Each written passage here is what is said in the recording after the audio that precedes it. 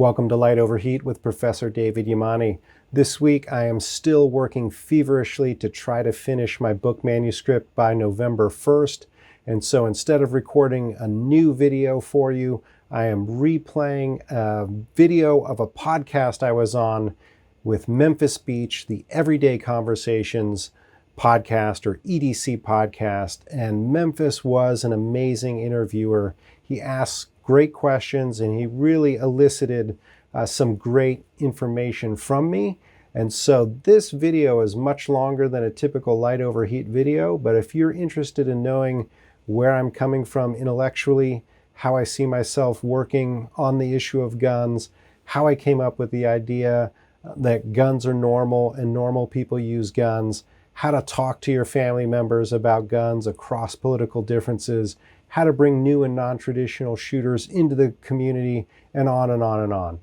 We really had a great conversation, and I'm so grateful to Memphis for allowing me to share it with you on this channel if you didn't already see it on his.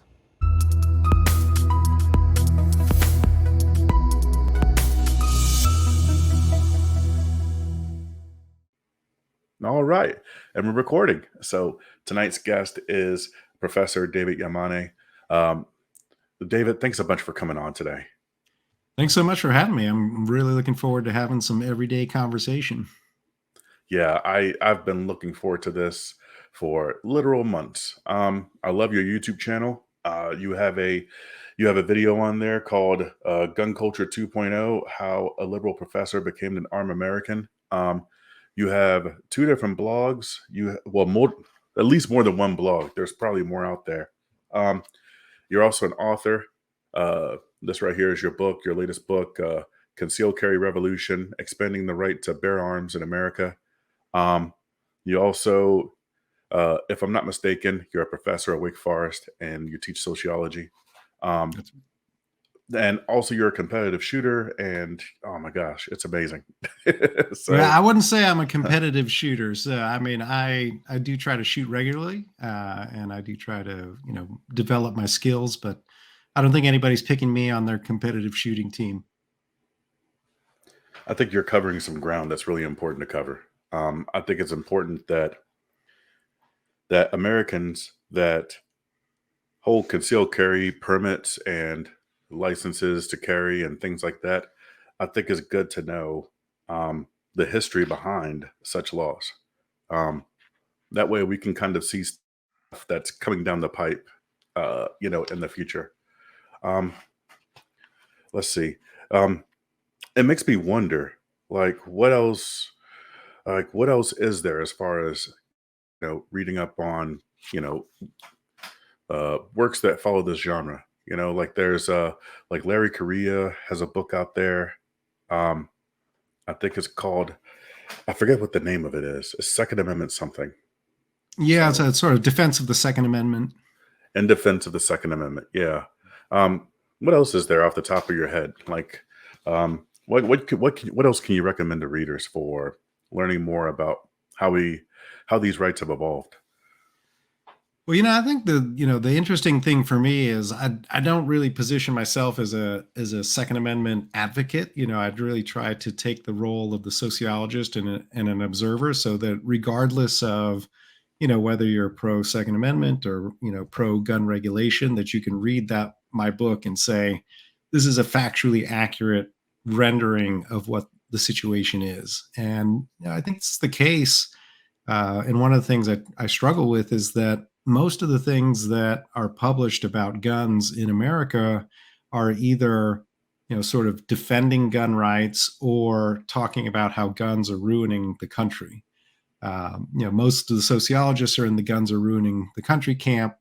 So I try to take the position of saying, hey, let's first try to understand what the actual empirical reality is, and that, it's not likely that guns are either the salvation of the country or the demise of the country, but really a much more complex phenomenon. And so, there are some books out there that seek to be more descriptive, but a lot of books are really, making what I take to be sort of more polemical arguments, which is fine if that's what your intention is, but that's sort of not the ground that I try to work in. I think that's one thing that I see a lot in your writings, in your book, and in your blogs. Um, I see that there's like a non-biased, a non-partisan approach to just looking at what the facts of the history are. Just this is how we got here, and I think that's very refreshing. That's that I took the title of my YouTube channel of light over heat, and that's like actually been my motto since I started studying guns because it is such a fraught issue. It's such a polarizing issue. I think for me, unfortunately, it's become a kind of partisan issue with Democrats being against guns and Republicans being for guns when it really isn't a partisan issue, right? That the things that are important about guns that, either for self-defense or recreation, hunting, those are all things that are nonpartisan. And, one of the things I try to represent is a kind of nonpartisan orientation toward recognizing the reality of guns, and from my perspective, the largely um, neutral to positive reality of guns, but also, that minority of guns that become problematic, whether it's homicide, suicide, injury, tormenting people. So, capturing the entire reality of guns is difficult, and I've been doing this for 12 years now, and I still don't really know what I'm talking about. Um, but I think it's really important, and we are oftentimes made to believe that you're either with us or against us, and that comes from both sides in the gun debate.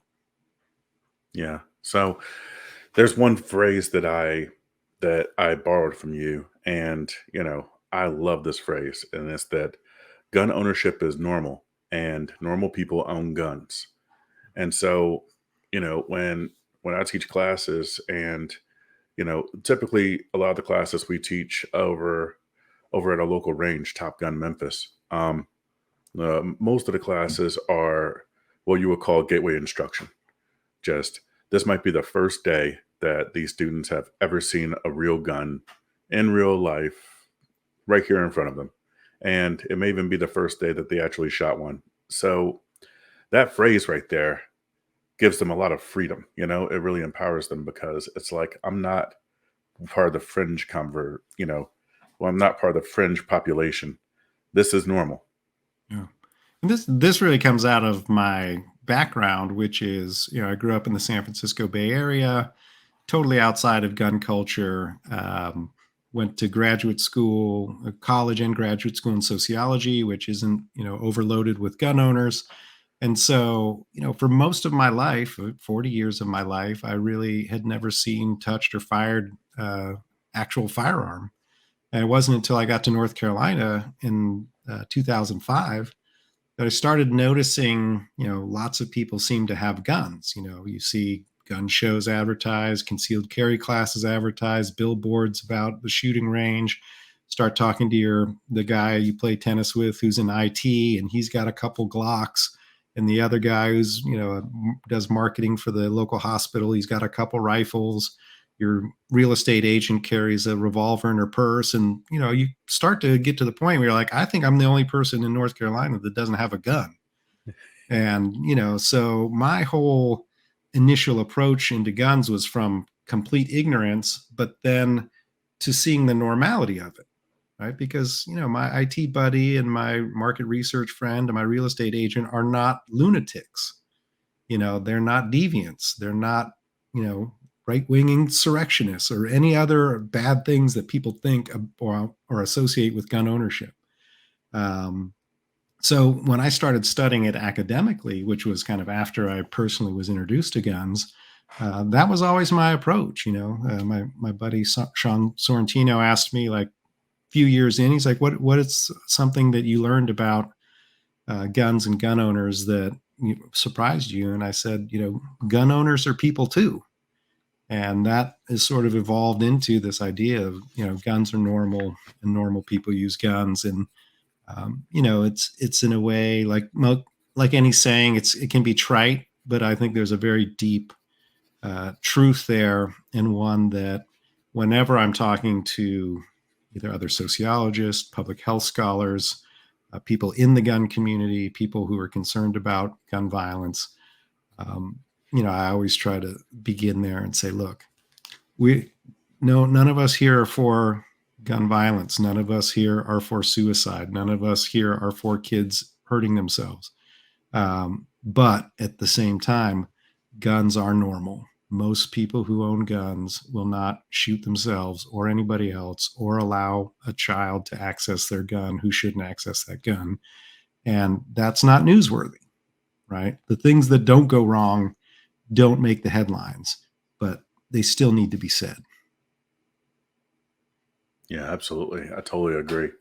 Um, so on YouTube, there's your origin story basically. I I watch that. I want to say like maybe twice a year. I know it sounds weird, but but what it does is it really just it's oddly typical of how folks, get into guns, particularly in urban environments, and rural environments is typically something that you're raised with. And then in urban environments, it's usually as a response to, you know, your own personal safety. Yeah. So is that, does that in line with what you've seen in your studies, or am I off base here or what? Yeah, I think that historically, and this is where that distinction between gun culture 1.0 and gun culture 2.0 kind of comes in, is that, historically, if the core of gun culture was hunting and recreational shooting and collecting, those are things that people were typically socialized into through family or potentially through military service. But as the core of gun culture has shifted towards self-defense, and I always have to add an asterisk for the amateur gun historians out there. Obviously, self-defense has always been a reason that people have owned guns. So I'm not saying that that's not the case. We're talking about kind of the center of gravity of gun culture. As that has shifted definitively towards self-defense since the 1960s, and really rapidly since the concealed carry revolution, it has brought more and more people into gun ownership who don't get into guns in that traditional path of family socialization or military socialization. And those people are often, or more often than historically, non-traditional gun owners, right? So urban gun owners, racial minorities, gender minorities, sexual minorities, marginalized people who have reasons to be concerned about, their security beyond just the general concerns that we all may have. And so, that does create a situation of many people like me, maybe not 42 years old, but definitely older folks who don't have any experience with firearms, all of a sudden being interested in firearms and then acquiring a firearm. And that, really does, sort of literally and figuratively change the complexion of gun ownership in America. Yeah, that's right. Absolutely. Um, so what kind of guidance, what kind of advice can you provide to folks that may have just recently picked up a firearm and are listening to this podcast right now? Like your beginner gun owners, what kind of advice can you provide for them? I think you have to get some sort of education and training, right? It doesn't have to be a 3-day, 500 round, $800 defensive pistol course from some traveling trainer. Find someone in your local community who who's either an existing gun owner or someone who is a professional gun trainer associated with a range or a gun store nearby, and take 30 minutes or 60 minutes and just learn the basics of safe gun handling and marksmanship fundamentals. You don't have to become a highly proficient shooter, but you want to be safe, to understand how the gun works, to understand the rules of gun safety. If you don't have that available to you, as many people don't, for geographic constraints or economic constraints. There are channels available on YouTube, for example, and especially with the big surge in gun buying during COVID, people were trying to put out resources online for, this is how to safely handle a gun. These are the rules of gun safety. These are the basic principles of marksmanship. It's even things like loading and unloading a firearm is not things that people who don't have experience with firearms inherently know how to do. We have all seen people trying to load, cartridges into a magazine backwards, or trying to, insert the magazine backwards. They don't know how to rack the slide. So those are, some things that you can learn about, not even with a real person, but find those videos. The National Shooting Sports Foundation has videos available for new shooters. So I really say, some minimal level of education and training, so you don't hurt yourself, you don't hurt other people, and you don't people who shouldn't have access to your firearm to have access to your firearm.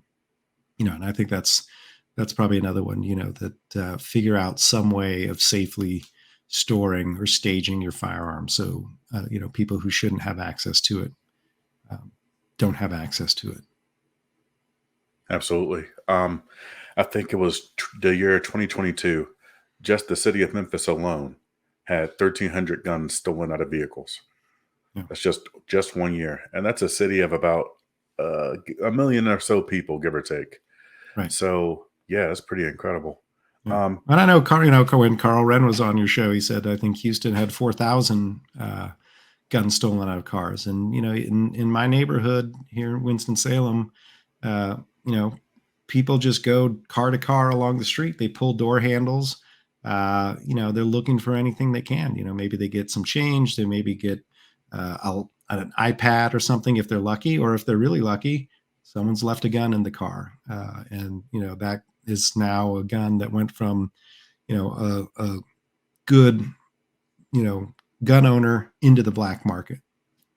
That's definitely not what we need. Yeah, that's not ideal. Not at all. So one thing I've noticed just in my own travels and in my own time is one of the hardest things to do in relation to gun ownership and gun education is to introduce newer shooters to guns. Like your new gun owners, your new shooters. It is incredibly hard.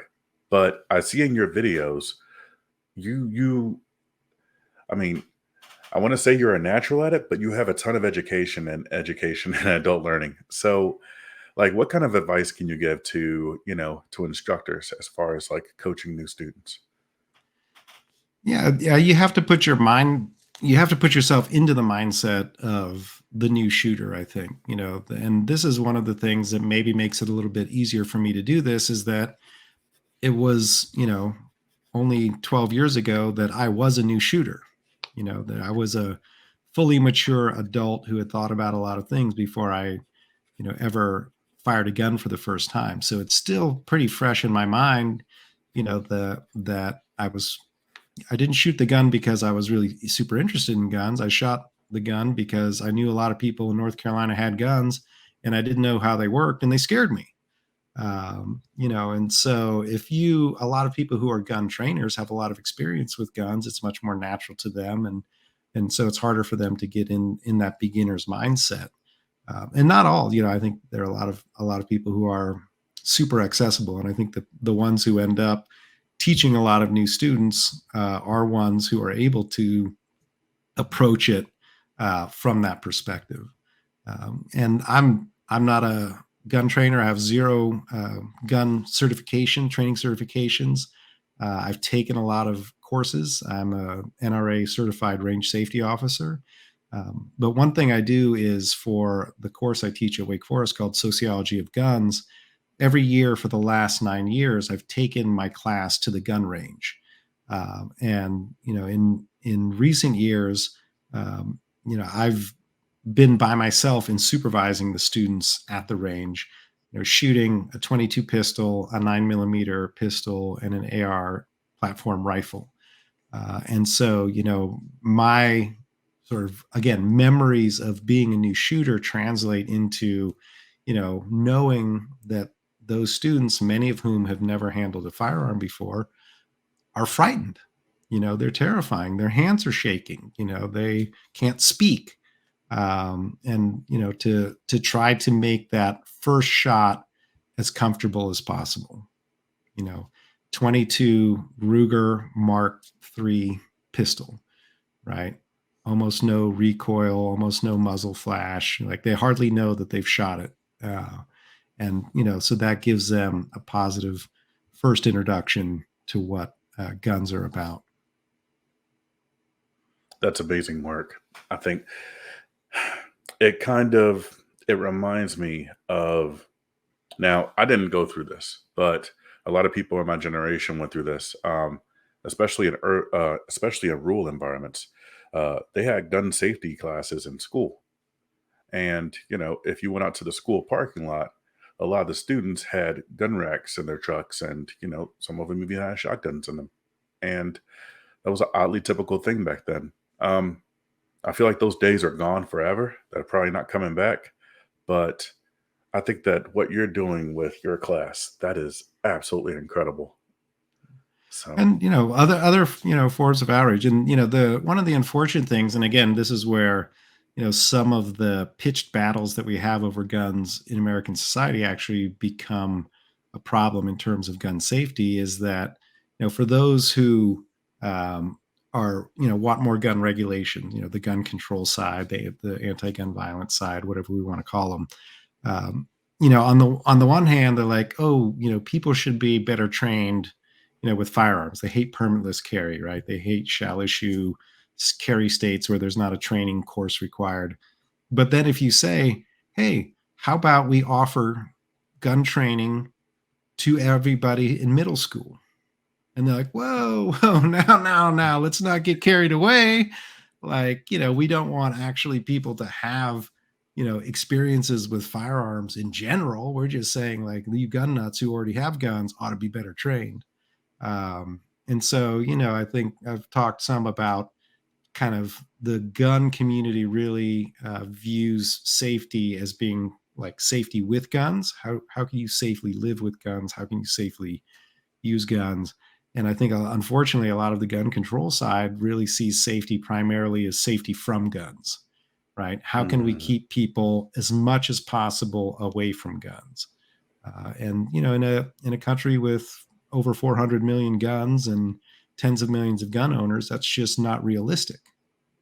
I would much rather, have a child, whether they want to become interested in guns or not, at least know this is what a gun is. This is how it works. This is the trigger. Don't pull the trigger. Basic safety rules. And that's what I do with my students. They're not children. They're 18 to 22-year-old adults. But I say, look, I'm not taking you to the range because I want to convert you into gun nuts. I'm taking you to the range because guns are a reality. And we're going to be talking about guns all semester, and you're going to be talking about guns your whole life. Let's at least have some experiential understanding of what they are and how they work. so, and those are really great points. Um, Excellent points. Now, as far as the amount of rights that we have to carry here in America, we see permitless carry sweeping across the nation. More and more states are adopting permitless carry. My state included. I'm in Tennessee, and I find myself not really at odds with it because I don't think that the government should have a right to tell people where they can take their firearms and where they can exercise self-defense. I do have a big problem with how they train. I just simply I don't like the idea that the government says, "Hey, you should have this many hours of training and it should follow this curriculum," because in my own experience, everywhere I've seen that the government dictates training, it's been vastly inadequate. So, what do you think is probably going to be the best way forward as far as keeping the government from dictating those things, that training, but still keeping people adequately trained? Yeah. I don't I I think, don't get it. yeah. I mean, I think it's going to take a lot of voluntary responsibility on the part of, gun owners, the gun culture, the gun community, the gun training community, to ensure that by and large, we remain responsible with our firearms. And, the more we edge into irresponsibility, the more then there's going to be calls for and better arguments for more regulations. So like, let's safely store our firearms. Let's not leave our firearms in our cars so that we don't have laws passed like Ethan's laws that will mandate that we store our firearms safely in a particular way. So I think that the key in permitless carry states will be for gun owners to continue to be responsible in carrying their firearms in public. And we see, instances in which they're not, but I think those are very rare, right? Those are the exceptions that prove the rule, but they get so much attention, right, that they can easily get blown out of proportion. And again, this takes me back to my, guns are normal thing, as I say, like, hey, it's in general, people who concealed carry in public, whether permitted or permitless, generally are not creating, the crime that we're concerned about. They're not the source of the gun violence that we're concerned about. And same thing kind of with stand your ground and castle doctrine. Every time some knucklehead shoots someone through the screen door of their house because they're afraid, then people, I think rightfully get concerned. If my kid went to the wrong house and some idiot shot him, I would be pissed. Right. But I wouldn't say, therefore, castle doctrine laws or stand your ground laws are creating the problem.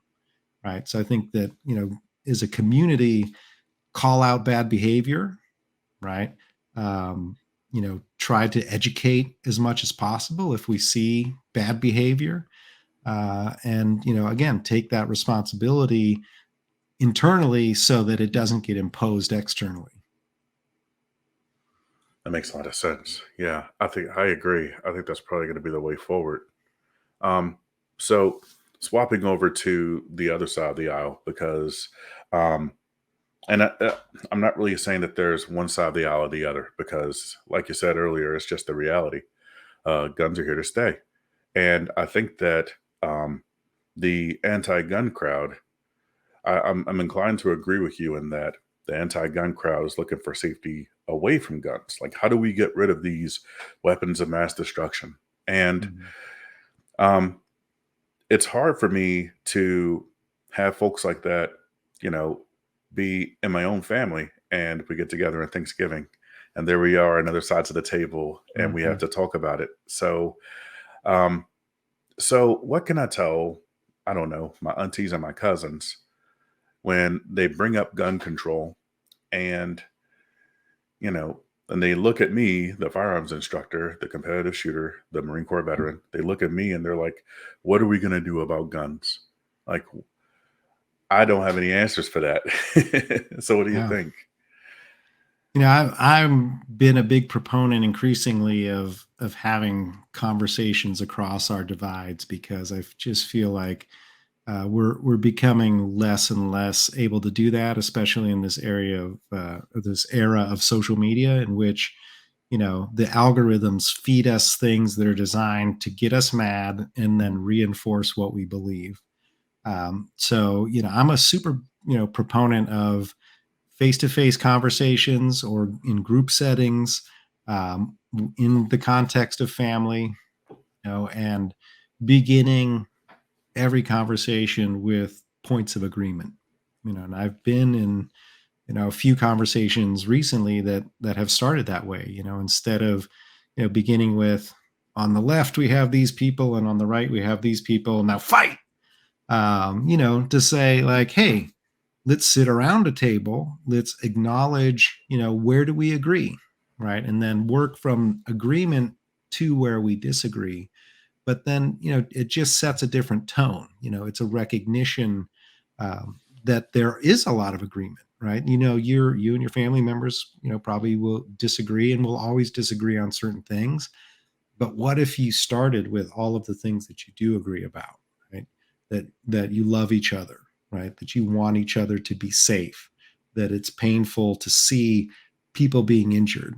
And I think grizzled veterans of the gun debates oftentimes are so jaded that they react negatively to people who are of, have good intentions, right? Like my sister is extremely pained at the fact that elementary school children are being killed in school, right? As a normal human being should be, right? But when, so oftentimes the initial response for someone who's outside of gun culture is like, and look at the weapon that was used. It's crazy that someone should have access to that weapon that can be used to kill that many little kids all at once.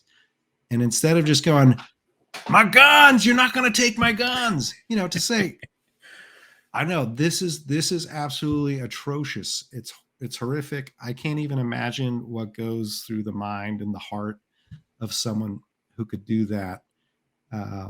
And even just taking that moment of acknowledgement, of expressing empathy, and of establishing that we both agree that this is terrible, I think changes the tone of what comes after that. And then you really have to listen, right? You have, if someone is saying like, I don't think that civilians should have weapons of war, right? Then you have to listen to that, and you have to understand where that person's coming from. And it may be, out of a position of ignorance, right? But that doesn't mean that you have to lash out at that person for being so ignorant, right? I was ignorant about guns for most of my life. I'm educatable, right? And um, you know, so agreement, empathy.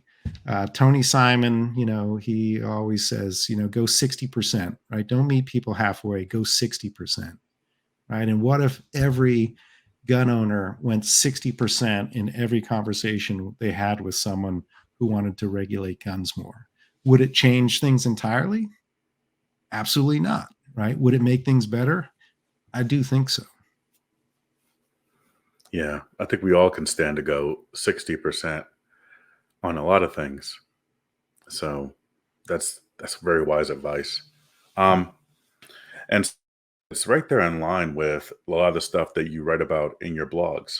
Um, so I'm familiar with what was it? So there's one website, Gun Culture 2.0. There's a couple of others out there. Would you mind touching on them? Yeah. So, when I first started studying guns, 11 years ago now, I wasn't an expert in the area of guns. I had spent 20 years of my professional life becoming an expert in the sociology of religion. And I just burned out, like I had an intellectual midlife crisis. So I burned out on that. I said, I have to study something new. And it was right around this time where I was discovering guns. I was like, I'm just going to study guns. But I had no expertise. I had no standing in the field. I couldn't, publish as scholars ordinarily would. So I was like, hey, I'll start a blog, and I'll just start basically writing for myself, because I'm getting, 10 views on a post.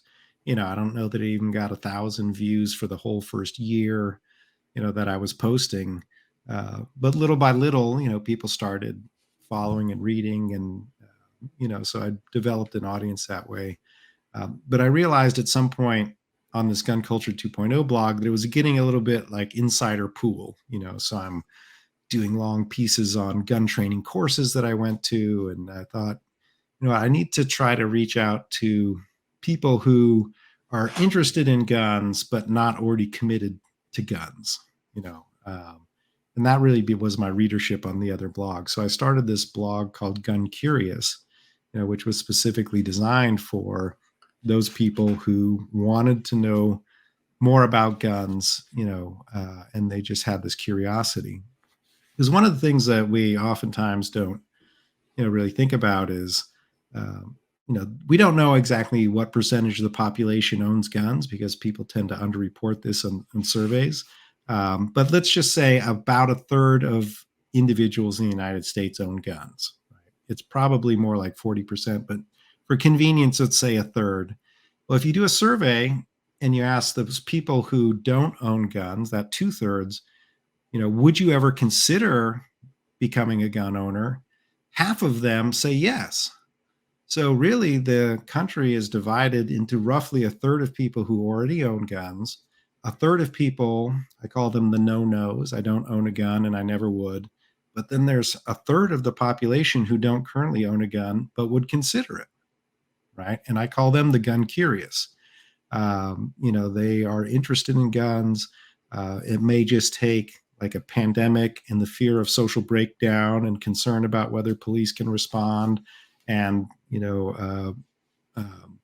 police murdering civilians and things like this that will move them from being gun curious to being gun owners. So, that blog, I, try to post things that are much more sort of just oriented towards, hey, are you interested in guns? Here's some things that you might, want to know about.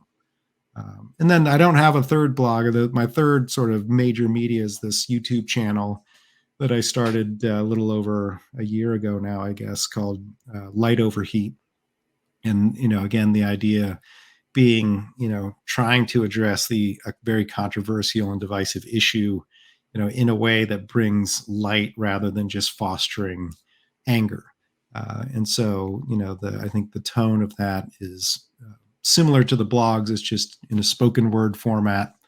Try to keep the videos fairly short, 5 to 6 minutes. Sometimes they go to 10. You can't hold yourself back sometimes.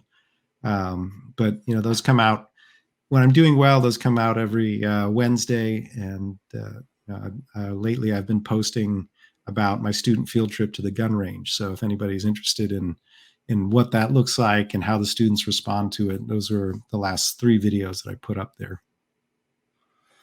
I think I saw those videos and it was incredibly enlightening. I really did enjoy them. So, And yeah, let me say, like, definitely. I'm not a videographer. Like, these are not dynamic videos. I watch other people's videos, and this is me usually just standing in my office talking. And so, I just want people to be aware of that ahead of time, so they don't have expectations that they're going to be looking at, me sort of moving and shooting or anything exciting like that. I kind of dig that kind of content.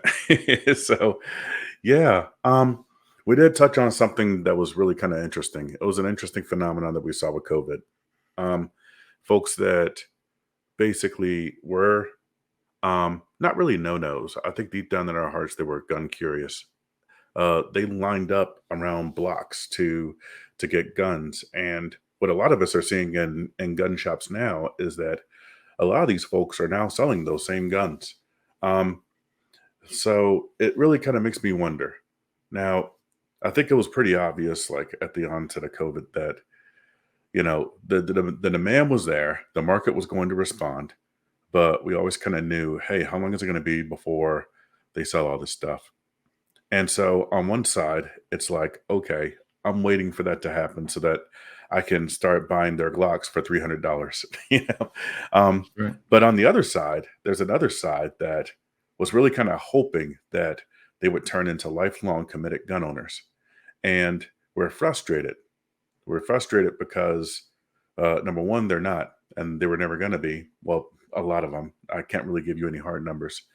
And then number two, I think that there's a reluctance or really kind of like an arrogance about it as far as, well, you don't see the need in your own self-protection and your personal safety, so you don't deserve compassion. I don't know, it just seems like there's this vitriol, there's these negative emotions towards those folks. So have you seen that? How do you feel about that? And like, what are your thoughts about that?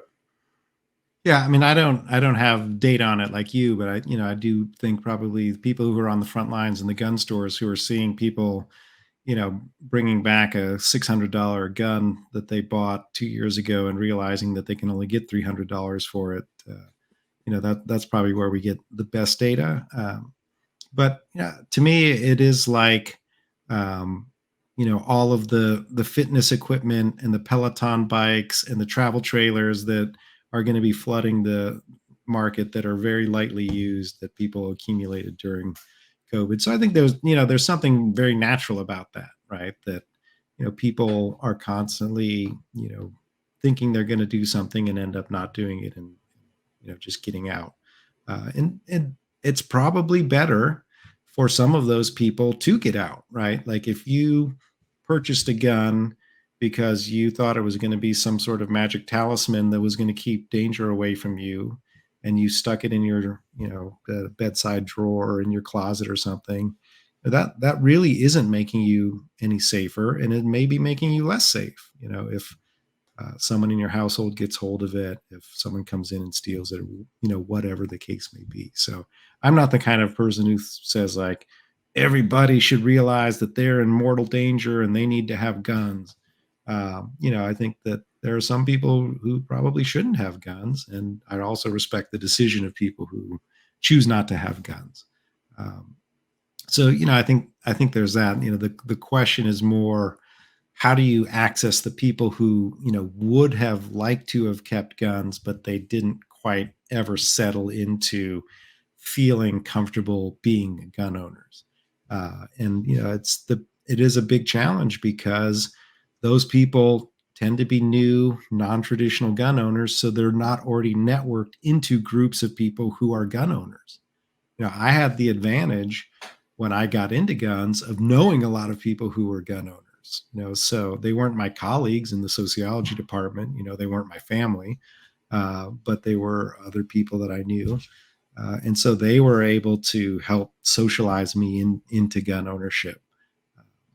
So finding finding out who those people are is really hard. If we could do that, then we should connect with them.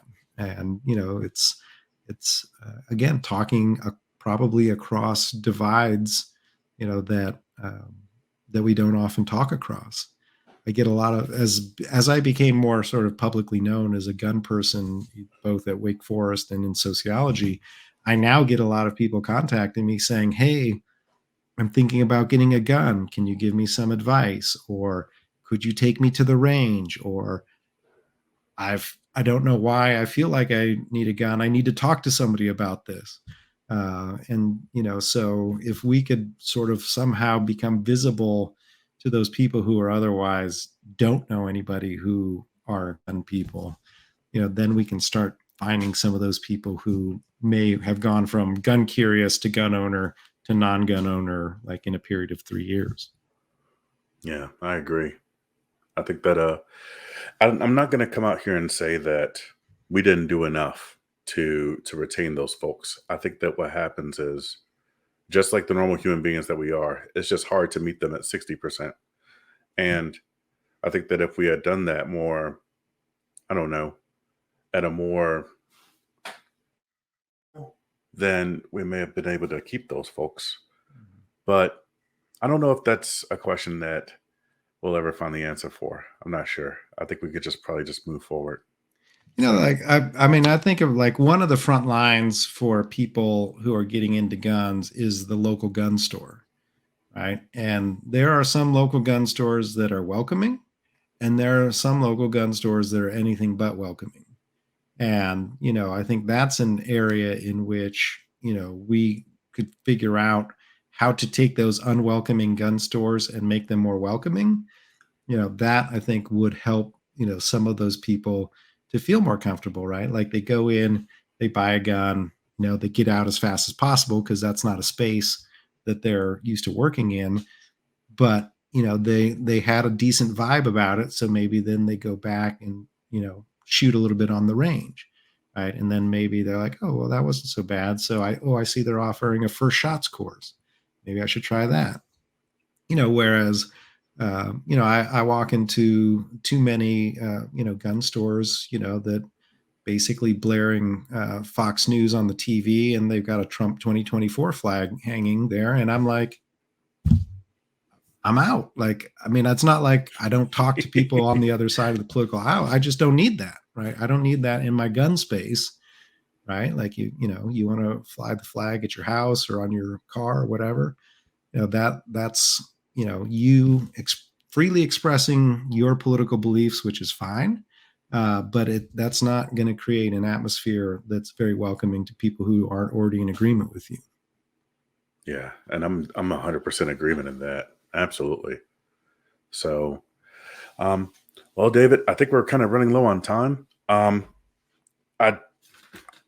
This is one of those conversations that I just absolutely thoroughly enjoyed, and I'm going to come back and listen to this over and over and over again.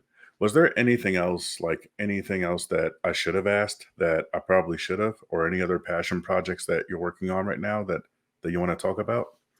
I'll tell you, I do want to say that I, after a long time coming, have found a publisher for a book I'm bringing out. It's going to be hopefully called Gun Curious, right? A journey into America's evolving culture of firearms.